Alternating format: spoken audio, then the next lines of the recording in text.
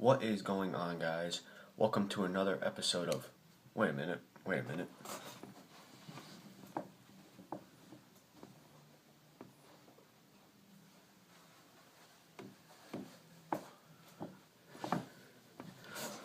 Fishing the Northwest. I'm your host, Jack Snowser.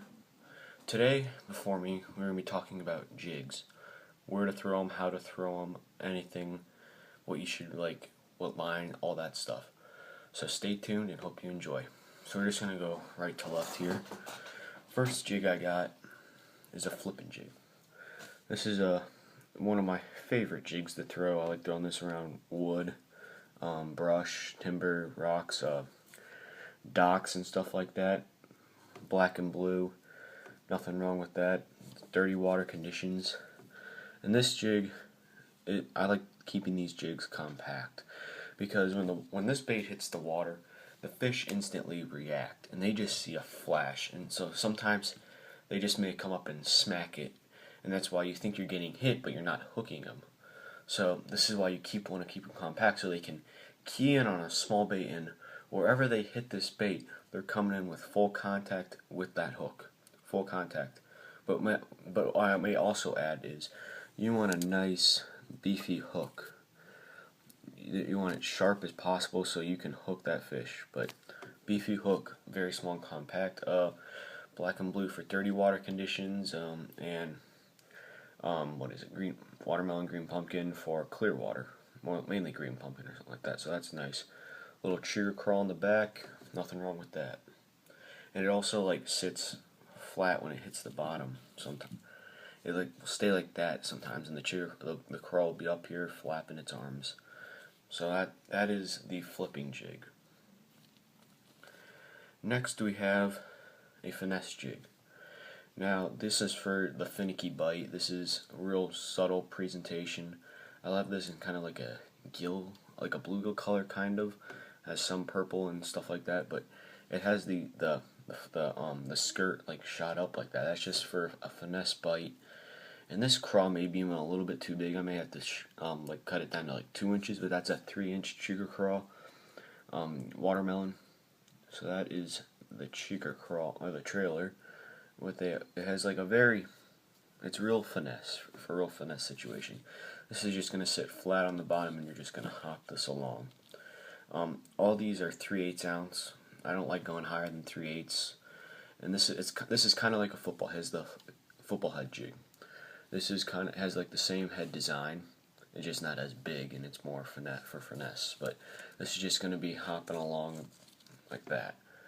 Real finesse situations just to get that finicky bite. But that is the finesse jig. This is probably one of my favorite jigs. I mean, I like throwing them all. I like throwing all jigs. So that is the finesse. Next we have really an all-terrain tackle. This is an all-terrain tackle jig. 3/8 ounce again with a what is this? Green pumpkin trailer. It's kind of like a green pumpkin jig, good for clear water conditions. But this is more of my grass jig. This is going to be ripping through grass. He has that big weed guard. Nothing getting hung up, but this is mainly my like if I'll throw this around a brush or something like that, so it gets through easily.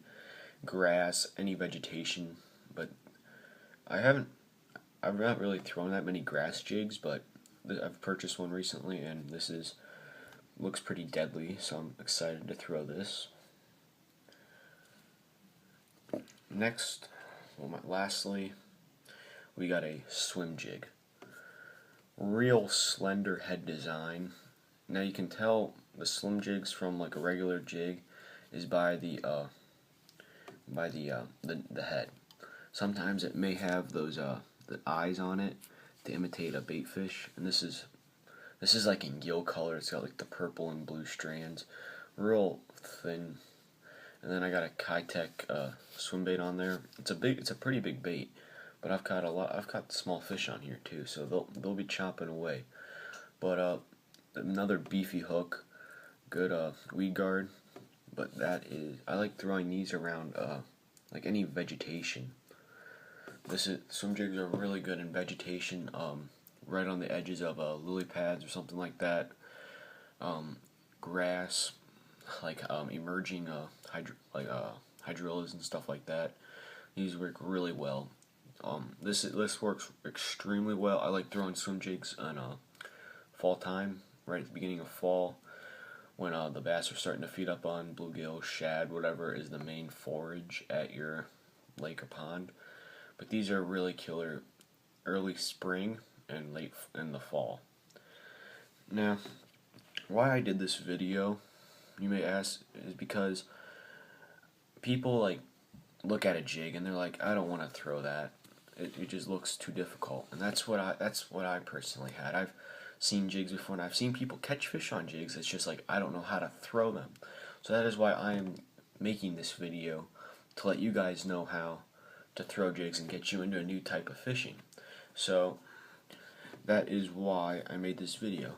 Jigs are one of the best baits to. You can throw these any time of the year, wherever you live, and these are just flat out fish catching machines. Now, one other jig I have not really I don't have it with me. I broke off on a couple times, but I don't have it with me as a football head jig. That is another great jig to throw. It has a similar head to the finesse jig, but it's big. This is like your bait that you want to put like a big beaver on the back of it as a trailer or something, and chucking that bait in 50 feet of water in the middle of a lake, bringing it over brush, timber, anything like that. So that is a football head jig. I'm sorry I don't have one to show like a model of, but I just don't have one. So that is pretty much jigs. Line I would throw with these, minimum. I would suggest like 12 to 25. Depends on what you're fishing. Minimum 10-pound fluorocarbon. I like throwing fluorocarbon. People say you can throw braid, and that's fine by them. It must be what you're like dragging the jigs through. But I like the stealthiness of fluorocarbon. It's like practically invisible underwater, and that's why I like it. So that is the line. You can, depends on what gear ratio you want to throw, but I usually stick like 6'3", 6'6", something like that. So that is all about jigs. So I'll get you one more close look at each one. So this is the flipping jig, real slender, nice and compact. So that is that jig. Finesse. I love throwing finesse jigs. Just get that finicky bite. Nice little trailer. I may have to shorten that down. It looks a little bit bulky. Kind of just want it to be all one compact thing too. Like that. And the grass jig. Nice slender head. Gets perfectly through weeds, vegetation, and little crawl. I may trim this skirt down. It's a lot, but I think I might leave it. May trim it down just a bit. And then we got the swim jig.